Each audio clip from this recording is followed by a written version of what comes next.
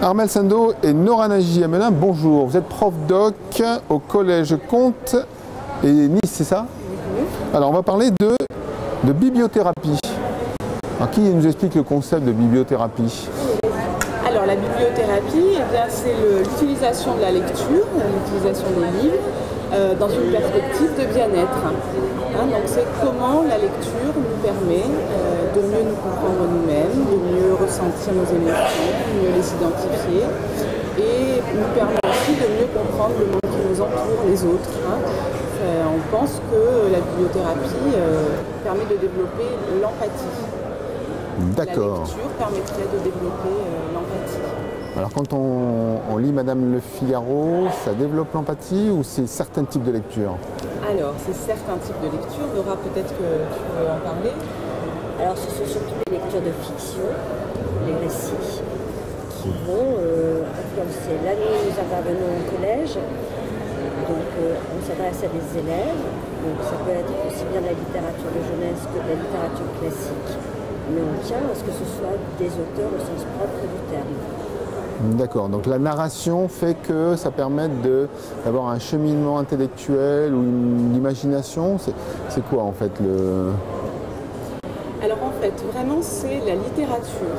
Donc c'est la littérature qui permettrait d'accéder à un registre symbolique. Et voilà, c'est ce fameux déclic qu'il peut y avoir quand on lit un livre et qu'on trouve couché sur le papier exactement les mots qui nous manquaient pour décrire un sentiment, une émotion qu'on a ressentie auparavant. Je pense qu'il vous est peut-être déjà arrivé de vous dire mais c'est exactement ce que je ressentais et d'être heureux de le trouver couché sur le papier. Donc concrètement dans l'établissement, vous repérez des élèves, il y a une demande, un besoin, comment ça se passe? Alors on peut l'organiser de plusieurs façons. Moi, je travaille en général avec le professeur de français qui accompagne ses élèves en demi-groupe. Nous avons un temps de lecture dédié, c'est-à-dire que je fais de la lecture à haute voix. L'enseignant et les élèves assistent ensemble à cette lecture, partagent ensemble ce moment. Puis, je leur présente ma sélection, mon choix de livres, qui est voilà, mon espace bibliothérapeutique qui s'appelle Lire des livres. En fait, concrètement, les livres sont placés dans des sacs avec des thèmes problèmes. Par exemple, les ados qu'elles galèrent, l'adolescence qu'elles galèrent, je me sens mal au collège, je me dispute avec mon frère ou ma soeur. Donc ce sont des petits sacs colorés dans lesquels j'ai mis des livres qui correspondent à ces thèmes. Des packs d'urgence en fonction des cas. Exactement. Nora travaille différemment, elle. Ouais. Alors moi, il y a 2 temps.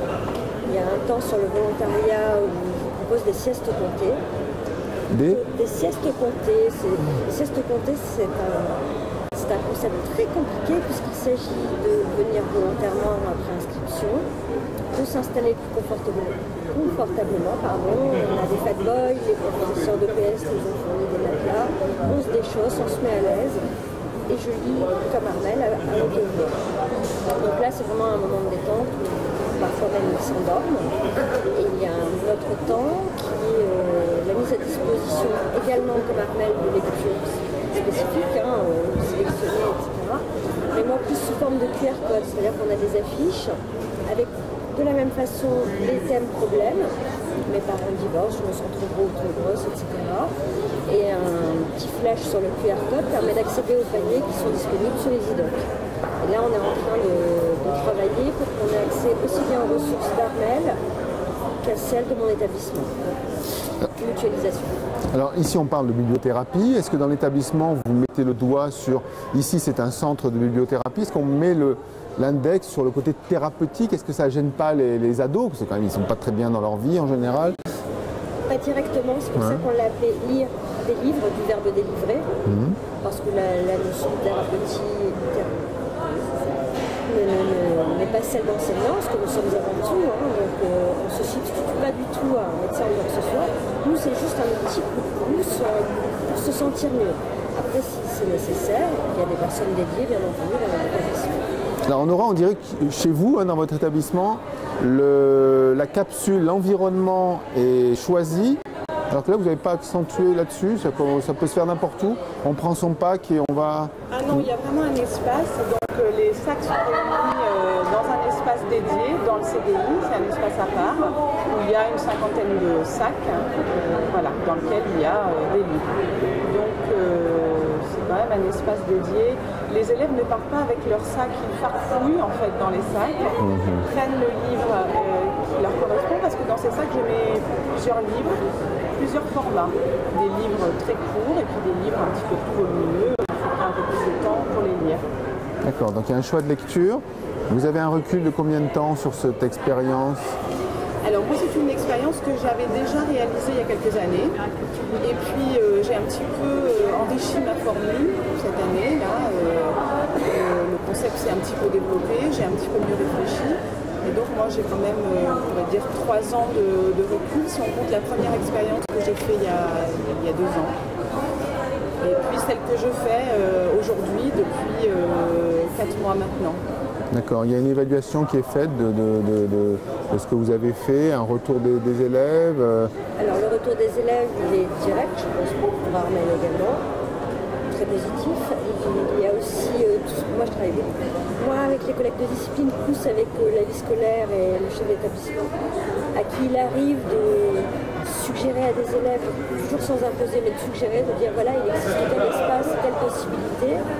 Ça serait peut-être sympa que tu ailles faire un tour, tu vois si ça te correspond, etc. Ensuite, on aura une évaluation beaucoup plus approfondie, puisqu'on fait partie des trames académiques et on travaille sur ce sujet-là, dans ce cadre-là. Alors vous avez quand même un métier difficile parce qu'aujourd'hui, en face de vous, vous avez des ados, je suppose, qui vont vous dire ouais, mais nous, on a la série X, 2, 3, 4. Enfin, vous voyez que les ados et les séries, c'est un couple gagnant. Et vous arrivez avec vos livres. Quel est le... C'est exactement ce à quoi je m'attendais, et notamment quand j'ai présenté les siestes comptées, parce que là c'est une offre, ça date de septembre. Je me suis dit on essaie, ça fonctionne, c'est très bien, ça fonctionne pas, c'est pas grave, on passe à autre chose, ça fait partie du jeu. Et en fait à ma grande surprise, ils ont adhéré tout de suite. Et ils ont adhéré de la 6e à la 3e, les garçons et filles, et ça c'était assez surprenant. Là dans un second temps, je voudrais savoir un petit peu pourquoi. Il n'y a en fait pas eu les barrages auxquels je m'attendais. J'ai oublié de vous demander, les élèves choisissent leur moment, ils viennent au centre de documentation, enfin je ne sais pas si vous l'appelez comme ça encore, ou au centre de bibliothérapie, au moment où ils le souhaitent, ou est-ce que c'est une activité encadrée et proposée par les enseignants? Alors pour ma part, c'est surtout sur le temps du midi, sur inscription.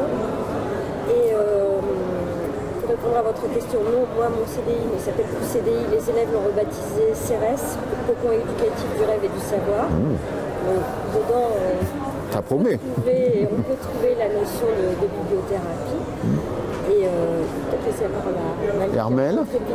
Non, pas du tout. Oui, il y a plusieurs temps en fait pour venir à l'espace lire des livres chez moi. Il y a le temps en autonomie, quand ils veulent. Mais dans ce cas-là, je ne fais pas de lecture parce que peut-être ça ne s'y prête pas, voilà, s'il y a trop de monde dans le CDI, trop de bruit.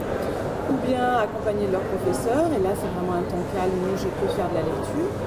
Ou encore les élèves qui sont en salle de permanence et qui désirent venir au CDI sont accompagnés par un AEB, un surveillant. Et là, c'est un temps aussi de partage et de lecture à haute voix. Ok, bon, bien. Armel et Nora, merci beaucoup.